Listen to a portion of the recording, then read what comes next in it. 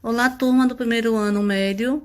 Hoje, na nossa aula de História, dia 14/7/2020, atualizando as nossas revisões e concluindo o nosso assunto para nossas avaliações próximas. Então, na nossa introdução, falando sobre o Império Romano. Foi um período pós-republicano da antiga civilização romana, caracterizado por uma forma de governo autocrática, liderada por um imperador e por extensas possessões territoriais em volta do mar Mediterrâneo, na Europa, África e Ásia.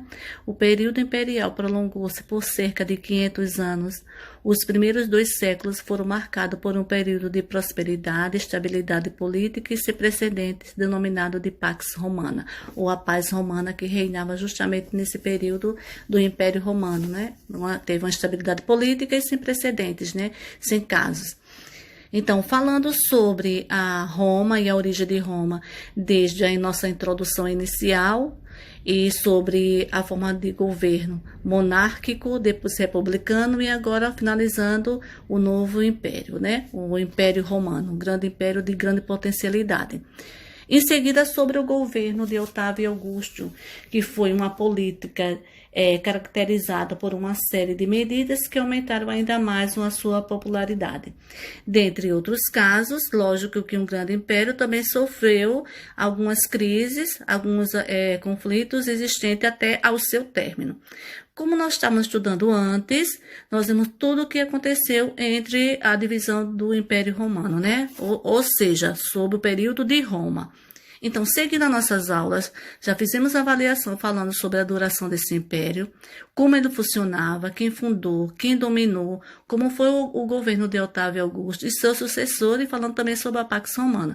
Seguindo esse assunto até o término do nosso livro, que durante essa semana nós vamos finalizando ele, concluindo o assunto falando sobre o Império Romano.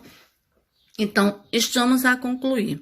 Qualquer dúvida, na próxima aula a seguir, de revisão final, vocês vão anotando tudo que está nesse conceito que estou passando para vocês, atualizando alguns fatos importantes, que serve como fonte de estudos, e vocês também vão acompanhando pelo seu livro, pelas anotações no caderno e a avaliação do qual nós fizemos também relacionado a todo esse tema, né? Todo este assunto. Então, próxima dúvida, tiraremos ainda esta semana, certo? Então, até a próxima aula, vão estudando para que vocês possam ter um conceito muito bom, um conceito avaliativo em história, certo? Basta vocês ler, fazer o seu entendimento e a avaliação vai ser de acordo com o assunto que foi dado. Ok? Até a próxima aula e bons estudos.